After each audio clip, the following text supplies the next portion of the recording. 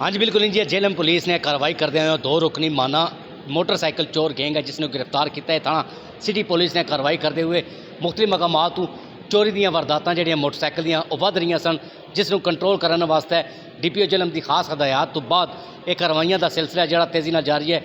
SHO अल्लाह दिता साढ़े मौजूद ने इन्होंने गल कर लेंगे। भजन दस्यो कितने मुलजमान गिरफ्तार ने तो कितनी मोटरसाइकिल बरामद हो? बिस्मिल्लाह रहमान रहीम। असी माना चोर गैंग पकड़िया जी 2-3 दिन पहला।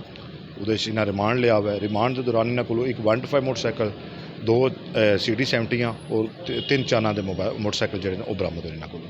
अच्छा ये दसो किस तरह इन्हों तो क्या कोई CCTV फुटेज सामने आई सी या फिर कोई ताकब किया गया, किस तरह इन्होंने मुलजमान को गिरफ्तार किया गया?